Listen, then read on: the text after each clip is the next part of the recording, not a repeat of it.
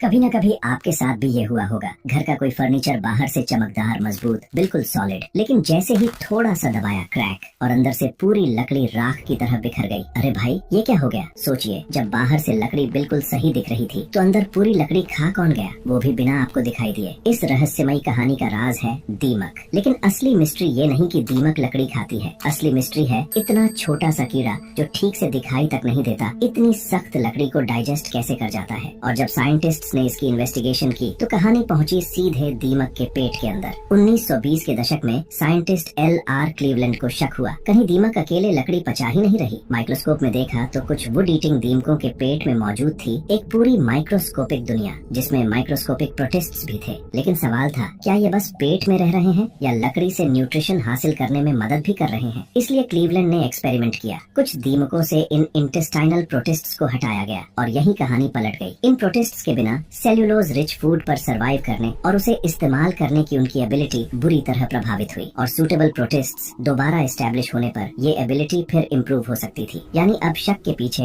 Experimental evidence था। इन दीमकों में लकड़ी से न्यूट्रिशन हासिल करने का काम सिर्फ दीमक अकेली नहीं कर रही थी, उसके माइक्रोस्कोपिक पार्टनर्स भी बेहद इम्पोर्टेंट थे। और आज हम जानते हैं अलग अलग दीमकों में ये माइक्रोस्कोपिक टीम अलग हो सकती है, और खुद दीमक के डाइजेस्टिव एंजाइम्स भी इस प्रोसेस में मदद करते हैं। तो आसान भाषा में दीमक, उसके एंजाइम्स और गट माइक्रोब्स मिलकर टफ प्लांट मटेरियल को प्रोसेस करते हैं, और उसी से दीमक को मिलते हैं न्यूट्रिएंट्स और एनर्जी। यानी असली वुड ईटिंग मशीन सिर्फ दीमक नहीं, दीमक और उसके पेट की पूरी माइक्रोस्कोपिक टीम है। लेकिन अगर इतनी सारी दीमक काम कर रही हैं, तो दिखाई क्यों नहीं देती? क्योंकि एक दीमक अकेली नहीं होती, उसके पीछे पूरी कॉलोनी का नेटवर्क हो सकता है। वर्कर्स खाना तलाशते हैं, सोल्जर्स डिफेंस करते हैं, और रिप्रोडक्टिव्स कॉलोनी को आगे बढ़ाते हैं। और खासकर सप्टर्नीन दीमक खुले और ड्राई एनवायरनमेंट से बचती है। इसीलिए अगर कभी दीवार पर मिट्टी की पतली सी लाइन दिखे तो उसे सिर्फ मिट्टी समझकर इग्नोर मत करना। वो हो सकती है दीमक की सीक्रेट हाईवे। इन्हें कहते हैं मड या शेल्टर ट्यूब्स। ये प्रोटेक्टेड और ह्यूमिड रास्ते होते हैं जिनके अंदर दीमक रिलेटिवली प्रोटेक्टेड तरीके से मूव कर सकती है। यानी आपको बाहर दिख रही है सिर्फ मिट्टी की एक पतली लाइन, लेकिन उसके अंदर पूरा ट्रैफिक चल रहा हो सकता है। Moisture problems, wood to soil contact या हिडन एंट्री पॉइंट्स घर में दीमक लगने का रिस्क बढ़ा सकते हैं। इसलिए ऐसी सस्पिशियस लाइन दिखे तो इग्नोर मत करना। और कमेंट में बताओ आपके घर में दीमक ने क्या बर्बाद किया था, डोर,